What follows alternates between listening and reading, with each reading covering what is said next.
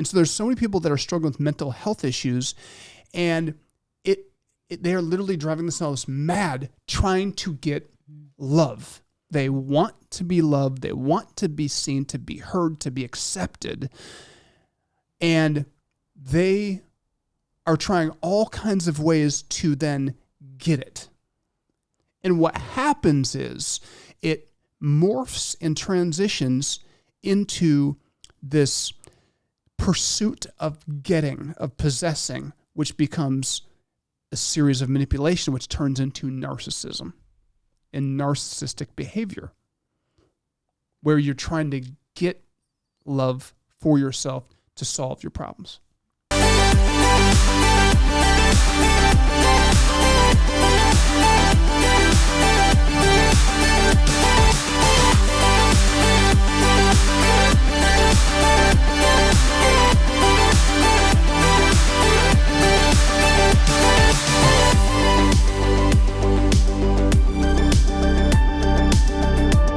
Welcome back to the 5-Star Life Show. I'm your host, Coach Seth, and I'm joined in studio with my amazing co-host, Coach Mia. Thank you, Seth. We're going to have a great show. Yeah. We've also mic'd up. We've got a special guest. We haven't invited Arnold on the show, but producer Arnold is in the house. He's off screen. If you're joining by our YouTube page at the 5-Star Life Show, you can actually watch us. You can actually check out this show at YouTube at the 5-Star Life. Also, you can listen to this podcast any place that podcasts are streamed. So, Arnold, welcome. What is up, Coach Seth? Coach Mia, is it Coach Mia? Yes, but Coach Mia. It sure is. And the 5-Star Nation. That's nice right. to be with you guys. Awesome. So if you go to our social media pages, like all the stuff that he puts out, the shorts for the show, any content on there, it's coming from Arnold. So he's mixing it up, doing a great job. He also is the one that helps film and record all of our video curriculum content. So he does talented. It all. Yeah. Great storyteller too, by the way. If you did not have a chance to be a part of we did a really special year-end journey this year where we wrote a series of letters about just the stories of transformation of kids' lives through our program throughout the years. And, one of the stories was the story of Spirit, our 5-star kid with 4 legs. And Arnold did a phenomenal job of bringing that letter and then the video behind the letter together, and he did some really creative things with our Horses and Heroes event. So you can find that actually on our website. There's actually a page devoted to that. You can check that out. Actually, if you didn't get a chance to read those letters, go back, and it's worth your while at 5starlife.org. Last reminder before we dive in, be sure to like this, share this, and subscribe so you don't miss a show. And it's the new year. It's a new year, and 2024 is here. So excited about the new year. We've got a lot to talk about. We're in this series themed breakthrough that we're teaching kids from Michigan to Florida how to break through in their relationships, in their motivation, and then we just wrapped up a series talking about how they can break through in their mental health. It is so powerful, that series. It was a fun series to film, and it's going to be really powerful. Actually, right now, a lot of our schools, so we'll have tens of thousands of kids that will be going through that content beginning in January. So they're just stepping into this whole series that we're talking about on air. And but it's so interesting because it's a very divisive conversation, actually. So there are people who actually, I just listened to a very intelligent woman who she was presenting at a school board, and she was making the case that mental health should not be discussed in school, which is okay. That's interesting, right? Yeah. And her point was, we need to get back to the basics of education. And the other side of that is all the research that would say kids aren't even in the frame of mind to learn because of all the issues they have going on psychologically, emotionally, socially. And so it's so interesting to study this because, we're just 4 kids. It's and we make a practice and a habit of having a pulse on where kids are at. I just got off the Indiana Department of Education dashboard, and I was scrolling through just looking. I'm a total geek. Mia knows this. But I like to look at how, like, the numbers, what numbers say about test scores and about math proficiency in science and language arts. That's the English language and how well we write and speak. And it's just incredible, some of the test scores and the proficiency or lack of proficiency. We're talking about local schools, and this is not a bash session. Don't get me wrong. But it's alarming to see schools in our community. We have a middle school in our region that 0.06% of the kids are proficient in mathematics. 99.4% of the kids they cannot meet a math standard. They're below the proficiency level. It's crazy. It is crazy. Do you, well, I don't want to get into math, but we changed the way we do math. Well, it's the new math. That's not the only problem with it. But we look at that, and there's definitely research out there that says, well, we should do better in math. Well, yes, absolutely. But there's also issues going on why aren't kids able to learn math? What are the issues? And come to find out, there are many reasons for sure. I mean, having enough certified teachers, that will help. Instead of somebody that's not certified to teach. But there's also this piece of when your mindset, if you are raised in a cycle of educational underperformance, you don't believe you can learn, you don't think you should try, you come into school behind. So there's this whole domino effect. But according to research, if we can help their mindset, if we can help their attitude, if we can help them latch on to hope that, okay, I'm going to at least put effort in and I'm going to make progress this year. One of our 5-star volunteers, his name was Sam. He came from Africa, and he transferred from Africa, didn't speak English. And they sat him and his family down and said, you will not, he was a freshman. He's supposed to be a freshman in high school. And they said, your son will not graduate on time. It's going to take him years to catch up. He has to learn the language. And his response was, no, I'm going to graduate on time. So even though he was below the proficiency level, even though he wasn't cut out to make it, his mindset was, I'm going to. So he went to night school. He went to tutoring. He was there. He was at school all day and all night, catching up for 4 years and all summer. And guess what? He graduated on time. Graduated from college. Is very successful today. My point is this.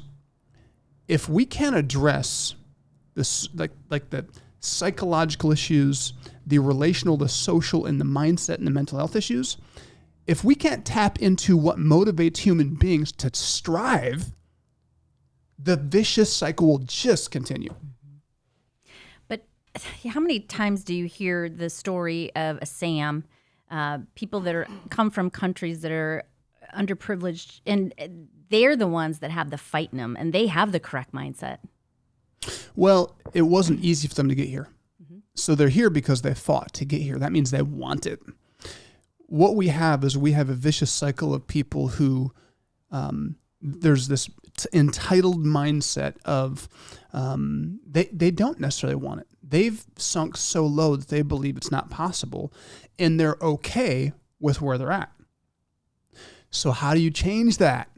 You have to address the root cause, the mindset. And so, anyways, this intelligent woman is making this compelling speech. She's very learned. She's very engaging and even entertaining.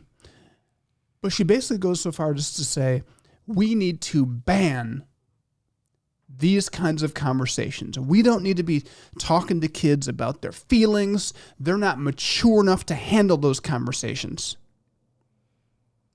Scary. Well, it's funny because some people look at that and say, exactly. We need to get back to the basics of education, which I agree. Let's be rigorous, but let's be both. We have to meet kids and culture where they're at. To just keep driving the bus away from them, it won't solve the problem. Would you say that we go back to the basics of mental health, like in walking these kids through these series? We go back to the basics of identity, of your own human value, of your worth, of what's possible. And we're teaching them what their brain is capable of and what with effort can happen for them. And unfortunately, it's not just one of those messages that you give them at the beginning of the year one time and then they get it and they absorb it. They've had 10 years, 8 years, 14 years of this negative entitled belief. And so that doesn't go away overnight. That's why we have a program that is ongoing weekly throughout the course of the year. And it does need to be discussed. That is going to be the topic of today's show. Buckle up. I encourage you to share this with a friend. You can text somebody. You can reach out to them. But make sure they tune into this. You're not going to want to miss this show. It's going to be a lot of fun. Make sure you tune in at 5starlife.org. Coach Seth here, wishing you a Merry Christmas. And whether you love this time of year or this holiday season is really hard for you, I believe that 5 Star Life can help. Our team has put together a series of letters that we're sending out over the holiday season. And if you enjoy this show, you'll love each letter because they're filled with stories of transformation and hope. Each letter is written in a thought-provoking and inspiring fashion, which means it's perfect reading material to read around the Christmas tree with your family and friends. As a matter of fact, we encourage you to have your friends, coworkers, and families join the journey with you, whether you read it aloud together or you simply just pass it along to them. After reading it, take a few minutes to discuss the letter and what you can do to change culture. You can find this series of letters on our website at 5starlife.org. Again, that's the number 5, the word star, life.org. Welcome back to the 5 Star Life Show. I'm your host, Coach Seth, and I'm joined in studio with my co-host, Coach Mia. Thanks, Seth. So we're talking about mental health. Yes. And I said the basics, but we teach like the root. Like we go back to the root. You know, if you want to move the needle in your own life or in a kid's life, you have to get to those root issues. And so we did this 7-lesson series on how to break through in your mental health. And, you know, you look at all the data. If you've never been to our website, I really want to encourage you to go check it out. And on the homepage, there's a video, a 5 Star Life mission video. In that video, the first minute, 15 seconds unpacks why we do what we do. I mean, we have been issued, the Surgeon General issued a state of emergency for kids' mental health. And so the fact that people are saying we don't need to talk about it is just like burying your head in the sand. Do I believe that everybody's solution to mental health is valid? No. But do you throw out all the productive things that we should be doing? No. Am I advocating for us, you know, having kids sit in a puddle on the floor and, you know, sing Kumbaya? That's not what 5 Star Life does. Tools are important.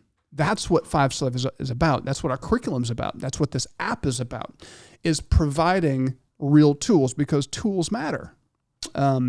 You think about anything you want to fix in your house. When we first bought our house, you know, you don't have any tools, so you can't fix anything. You're just true. Over the years, you collect all these different tools that are helpful, and you have tools and you can fix things really quick. And, you know, you think about, like, everybody loves movies, so I'm gonna do movie speak for a second. Who is Thor without his hammer? That's the tool that makes and breaks him, right? Who is Kobe Bryant or Steph Curry or LeBron James? LeBron. No, I'm just going to go with Michael Jordan. I'll skip LeBron. Who are they without a basketball? The basketball was a tool for them. So who is a singer without a mic or a stage? Tools absolutely matter. And so the very last lesson in the mental health series that we taught was a tool that is super simple, very powerful, but probably the most difficult or challenging one to grab a hold of and use. And the tool we're talking about that is the number one tool I believe people need to use to break through in their mental health is love. That's a good one. What goes through your mind when I say love is a mental health tool? Well, I mean, I believe it. I think it almost, when you say that, there's people wouldn't take that as like they're having depth to it, but it's like, oh, just love. And love has been such a misused word. We're not talking about like romantic love. We're talking about the truest form of unconditional love. And so, at the end of the day, so many people have anxiety, have depression, have so many mental health disorders.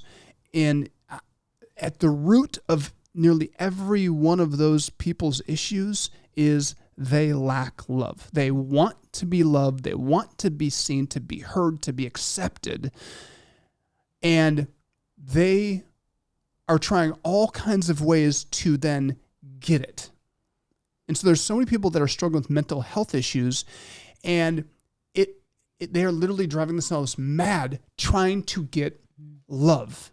And what happens is it morphs and transitions into this pursuit of getting, of possessing, which becomes a series of manipulation, which turns into narcissism and narcissistic behavior, where you're trying to get love for yourself to solve your problems. That's deep. You probably need to say that again. So one of the number one traits of narcissists is depression. And one of the things that also is linked to people with depression is narcissism. I'm not saying it always works that way, but it always works the other way. Narcissists are depressed because they're always trying to get something that just eludes them, because a narcissist is never truly satisfied. Even if they get what they want, even if they manipulate the heck out of every person, every situation, they're still unhappy with the outcome, even when they get exactly what they wanted. Well, because they're in the middle of the outcome every time too. Yes. It's all about them. It's all about them. And so the key to break through in our mental health, and again, that's like narcissism is extreme. We're talking about selfishness. And you can't, joy and peace and love are directly in opposition to narcissism, right? And they're directly in opposition to love. I'm sorry, directly in opposition to depression. So when you think about people who are depressed or anxious, they're not in a state of love or peace. But what they're really highly sensitive to is their need and their problem. So they're wrapped up by their need, by their problem. And at the end of the day, it's a focus on self. Right, yeah. They're infatuated with how low their situation is, how nobody cares, nobody gives them their time, and nobody understands their problem. Even when they try to tell, people act like they listen, but they're not really listening because they don't, at the end of the day, give me what I need. It's a depressing place to be. So if you just came through the holidays with people like that, maybe share this lesson with them, this show with them, because it can be so freeing. So here is what happens. We become just like a swamp. The difference between a lake and a swamp is a lake has a outlet. There's a channel or river flowing into the lake and out of the lake. Stays fresh. A swamp has no outlet. So everything just sits, collects, and stinks. It's exactly what happens to us, and why I believe this is a big key issue with people who are depressed and have mental health issues. It's because they're so focused on themselves. If you have no outlet to the world, if you're not pouring into your kids and to the people you work with and if you're not spending more time reaching out and serving and helping, there's a good chance that you have very little release and outlet, and you will start to collect, and it will start to stink. Your life will. It's very interesting because I think more people are in that state than they even realize it. I mean, you do your tasks and your to-do list every day, but then when you stop and think about it, it's really like, how do I feel doing that? And you know what I mean? Like, I'm doing this because, they think, or, they don't really deserve it, but I'm doing it for them. And you know what I mean? It's like I find myself that too, just recently, like going into the holidays, you're just like, it's grump because all you think about is you. Like, I've got to do this and I've got to do that. And I was like, geez, this is not what life's about. And it can be a day-by-day decision. I mean, I can come into, so I have the privilege of working for a nonprofit in 5-Star Life that is my life's mission and my passion. But I can choose to come into work narcissistic, focused on my work to change the world and what I need to do. And it's amazing how you can get focused on all of my responsibilities and all my pressure. And before you know it, you are burdened down and anxious and feeling the pressure and the stress and almost depressed about all the work I have to do. Mm-hmm. Instead of coming in and just thinking about what I get to do and all the channels and all the rivers that are outflowing out of the work I do. And it's a game changer. And it's just a tweak to our mindset. Mm-hmm. But it also goes back to self-awareness. And I mean, you have to understand where you're at. Right. So, and there's this big hang up because we think by focusing on self will solve our problems, and that if I just need more me time. And I get it. Some of you do need some more, maybe not me time, but margin, just to refresh and to meditate and to think and to journal and to read and just to be at peace and to rethink about 2024. That's good. But just the selfish thinking that more me time, getting what I want is going to solve the problems, it's not. According to research, it doesn't work. All right, we got to take another break. Share this, subscribe to this, check this out. Go to our website on the break. We'll be right back after this. 5-Star Life is a not-for-profit organization dedicated to changing the face of culture by changing kids' mindsets. Since 2005, we've impacted hundreds of thousands of lives thanks to the generous support of individuals, small businesses, corporations, and foundations. Are you interested in helping 5-Star Life grow into all 50 states? With your donation or introduction, you can help bring 5-Star Life to your community, school, and state. Go to 5starlife.org and send us an email today. That's FIVESTARLIFE.org.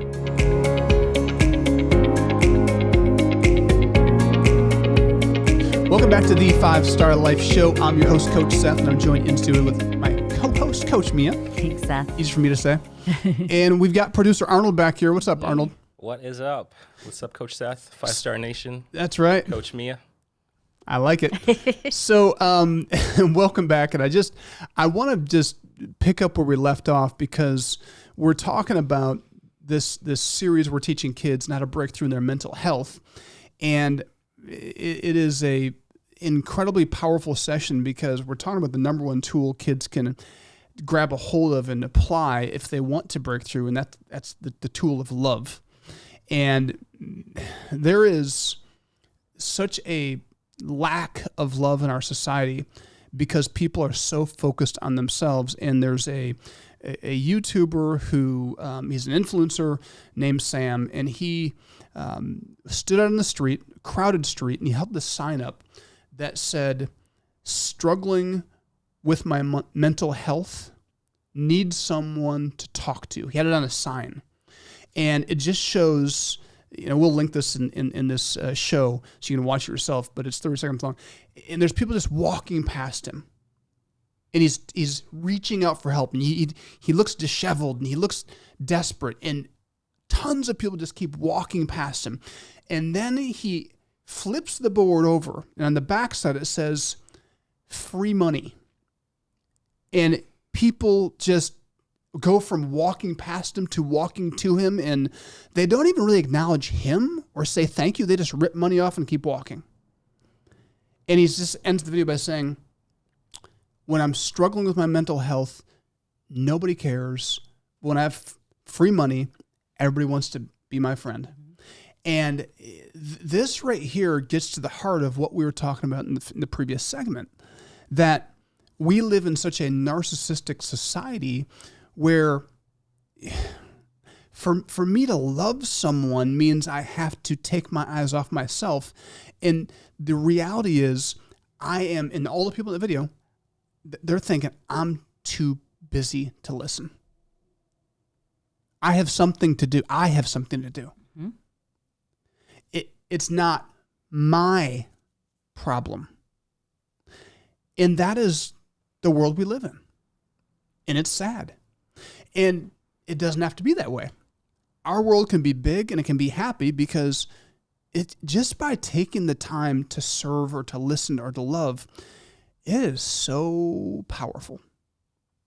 So we then showed another video of Sam in a third world country, an Asian country, talking to an impoverished man and father who his only transportation is a moped. And he simply asked this guy, hey, could you give me a ride into the city? And they're in a remote place. And this guy gladly says, Sam says, I have no money. Can you give me a ride to the city? And this guy smiled and said, absolutely. Where do you want to go? He gets on his moped and says, get on. Where do you want to go? Just like that. And Sam says, I'm joking. Actually, I don't need a ride, but I do want to give you some money. How much money do you make a week? And he says, or a month. He says $35 a month. How many days a week do you work? He said, every day of the week I work. And Sam says, well, I want to help you, and I want to give you, I think the guy made 500,000 rubios a month. And he said, I want to give you 3 million rubios. So it's like, it's quite a bit of money for him. Maybe $200 in our exchange. This guy, he begins to he drops to his knees and starts hugging Sam's legs and kissing his hand, saying, thank you. I can't believe this is, thank you. And he's just in tears. So grateful that Sam wanted to just do something nice for him. But he was willing to do something nice first. Yeah. And you look at him and his family, they just seem like they had life in their eyes. And this is the interesting, staggering thing about data. Research shows that America is at the top of the charts when it comes to mental health issues and depression. How is that possible? One of the most prosperous nations in the history of the world is also leading the world in depression and anxiety and mental health disorders. It just maybe it has something to do with the fact that we are so narcissistic and focused on self. I know it's quiet. I'm sorry. I am not trying to pick on anybody, but it's just so interesting to me. It is. And I mean, I just talked about it though, but I just was like kind of going through that in my own life because I would be the first one to say, I'm not selfish. And I was like, I am so selfish every day, like almost every minute. I'm selfish. We are naturally inclined to be selfish. So this is not to beat anybody up or make anybody feel bad. It's just supposed to be a mirror like, think about this. Mm-hmm. When you see someone in need, what do you do? And, maybe take it a step further and think about how often do I, not just when the opportunity is presented, when somebody asks me for help, but am I proactive in being a solution? Am I being proactive? Do I have proactive rivers and outflows coming out of my being to the world? Because that's where life begins. Mm-hmm. That's where you get the invigoration of life coming in, life going out. That's how we become not these stagnant, stinky swamps, but we become these life centers. And it's amazing what we can handle. We can handle more inflow that way when we have more flowing out. It's so true. And the couple things that I tried were to really be with somebody, give them my time that I felt would support them. And, everything in me was like, oh, I don't have time. Like and I forced myself to, and it was like the most wonderful moments, to be with that person. And my life was enriched. Mother Teresa would say, love till it hurts, or give till it hurts. And there's something so powerful about, and that's why in this lesson, we talk to kids about, it's making it like, to love someone is to sacrifice, right? To give up something you want to do, or give up your money, give up your time, give up your energy in order to help somebody else live a 5-star life. That is truly love. That's unconditional love. In other words, we're giving with no expectation of anything in return. And this is the most rarest quality in the universe right now, because like you're saying, when I stop and think about how many things I do without expecting anything in return, it's hard to really look at yourself. Yeah. Because we are a capitalistic society. Well, then you add social media and all of this. And because that's where I think of like what kids are watching and what they think love is. They think love is just giving something like a gift, because that's all you see on social media is, the most extravagant gift and the way to give the gift. And then you're like, I have nobody in my life that would do that. Yeah. And the funny thing is, according to research, the number one thing we all need is love. The number one thing we want and we pursue is love. And that's why you see people with all the stuff and all the bling, and maybe they have people that give them stuff, but they're still unhappy because what they want is love. And maybe the people in their lives aren't giving them love, they're giving them gifts, because what they want and what they need are maybe too hard for the people around them. And then maybe that person just fell into this slump where they're a swamp now. I'm not getting loved. And the wrong belief is until I get what I need, I can't meet somebody else's need. I have nothing to offer. And it's such a lie and such a great deception, and it goes against our own mental health. Actually, the starting point is, if you will give love, you will find that you have a reservoir of love. We're born with it. There's a reservoir deep within that when you step out and you start giving, it will just keep coming. You will never run out. It's an unlimited supply, and it's beautiful.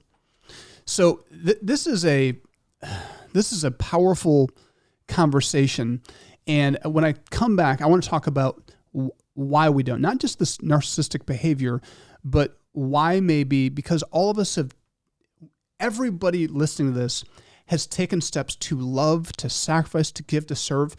And I think some of us have been shot down or shut down, and it didn't go the way we wanted, so that maybe holds us back a little bit too. We'll talk about that right when we come back on the break-in. Go to our website, check out, if you missed the year-end letter series, check that out and catch up with that. Coach Seth here, and I want to encourage you to join me this Christmas and holiday season in The Pause. Each year, I spend the last couple months and weeks in focused reflection. Where was my marriage at a year ago? My relationship with my kids? How did our personal and professional goals pan out? Did we have any personal or professional goals? My challenge to you is to select what John Maxwell calls a thinking chair, a place where you can sit uninterrupted and just think. Block several short periods of time where you sit with a journal or notepad and just start by listing everything you're grateful for in 2023. The next time, think about things that went well and things that didn't go well. Use your imagination to think about what changes personally and professionally you want to make. And finally, consider your role in impacting the nameless, faceless, and voiceless kids and families that 5-Star Life reaches. Learn more at 5starlife.org. Welcome back to the 5-Star Life Show. I'm your host, Coach Seth, and I'm joined in studio with my co-host, Coach Mia. Thanks, Seth. And producer Arnold is in the house still. What is up, 5-Star Nation? All right, so I got to get you to say something other than what's up, 5-Star Nation. Give me something else. Like, I'm going to go to you now, Arnold. What thoughts on the show so far? You have any challenges? You think it's like bogus? You got any talking points for me? I mean, I would say at the end of the day, this may be one of the most powerful, impactful messages we can hear, especially going to this new year. Mm-hmm. One of the biggest challenges that society is facing today, especially kids who are looking to reach, not just kids, but everybody, but our focus is on kids. We want to empower them, we want to lift them up, is mental health. one of the things I love from our most recent curriculum that we've been going over is how you simplify the idea of mental health. It's how we think and it's how we feel about ourselves. We look at society today, kids don't think or feel great about themselves, or if they do think and feel great about themselves, it's on a foundation of acquiring stuff, of what people think, what other people may think about them. And at the end of the day, that is not a foundation that will set them up for success. It actually leads to quite the opposite. And so one of the things I love about this episode is not only are we looking to help people understand this, to help parents understand this, we're giving them the most powerful tool that they could possibly have. There's not a single more powerful tool than love in navigating life and being successful at life. And so I'm excited to be a part of this. I'm excited to get to listen in. And I'm looking forward to, this next segment. So, wow. Yeah. Drop Show's the over. mic. Drop the mic. Arnold, producer Arnold just brought the heat. No kidding. That's good stuff. Yeah. So why don't we love more, serve more, do more? I think because it's hard. I mean, it is hard to get our eyes off of ourselves because of the excuses about, I don't have time. I don't know how. I don't know how. I'm not sure what to do. You have to, in order to love somebody, you have to step outside of you have to step into the arena. And that goes for even like romantic love. That goes for friendships. Like, in order to build friendships, which, by the way, those are one of the biggest ways to improve your mental health. Relationships are a big deal. You have to step into the arena. And it takes some risk. It takes some vulnerability. And so for me, I remember I felt led, this is many years ago, I felt led to give someone $200. And it was $200 I didn't have. It was $200 I didn't want to give. But it was something that when you know you're supposed to do something and you don't want to do it all. That was me. And I was like arguing with myself. I'm like, this is just bad pizza. This is like, what are you thinking? This is dumb. This makes no practical sense. I couldn't find one practical reason to do it that made sense to me, but I did it anyways.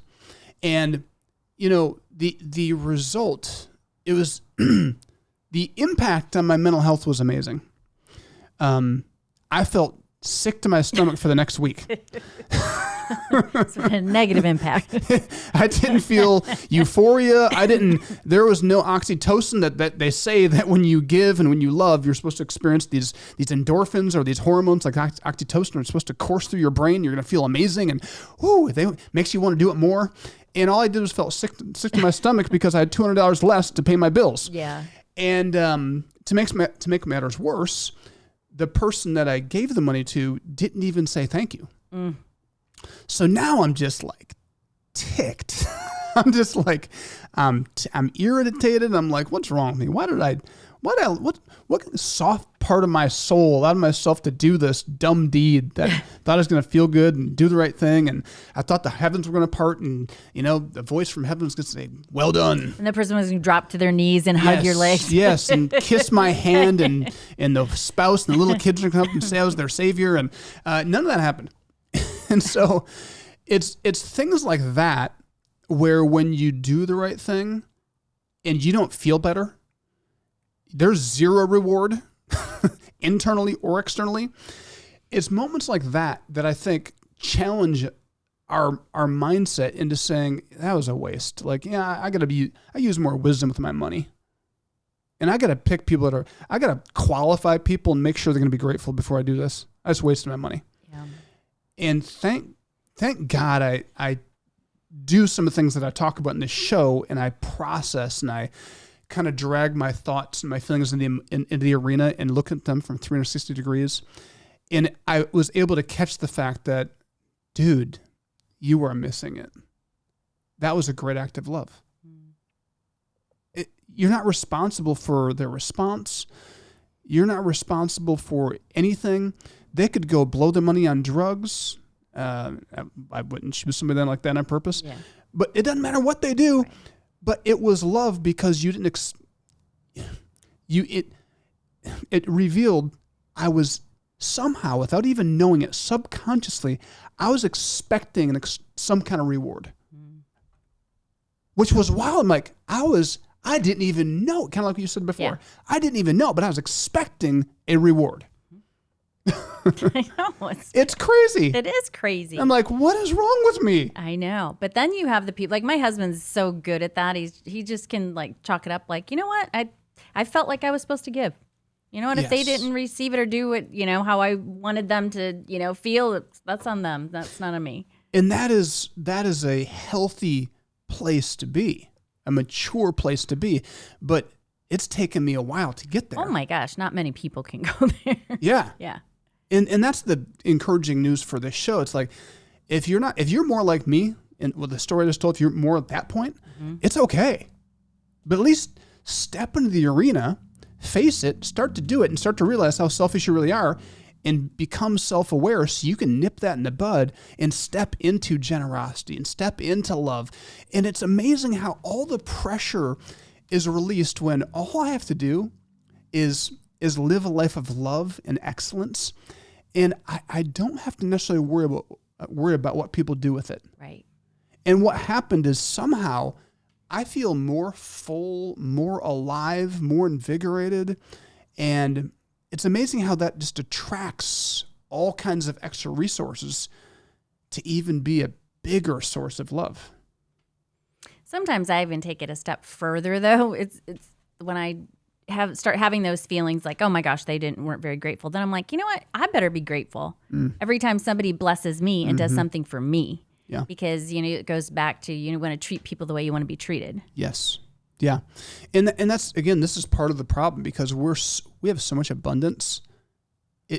Having an overabundance can create an apathy of gratitude. Like we become very slow to be, it's kind of like, yeah, thanks.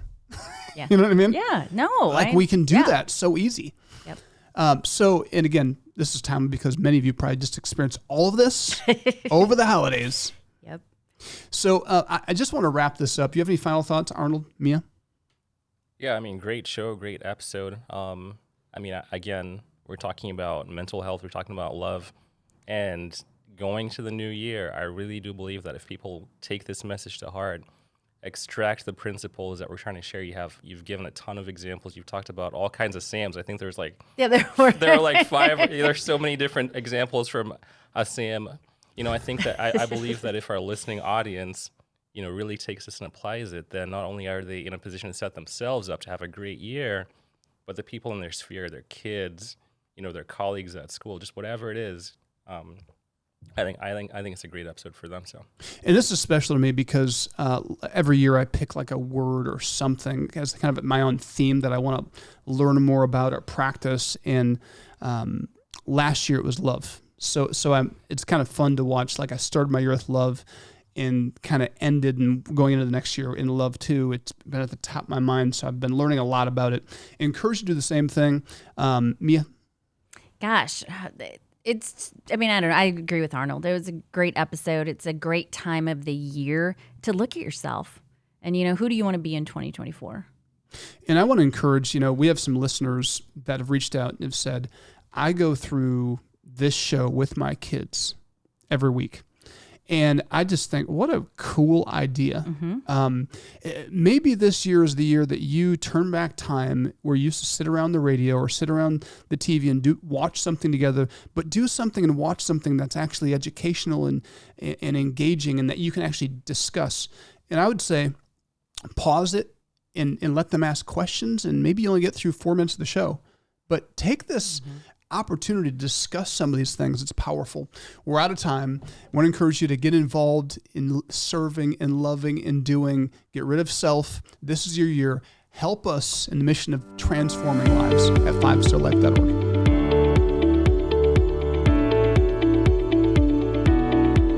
At 5-Star Life, we are changing the face of culture through education and sports by changing the most important piece of a human being's life, their mindset.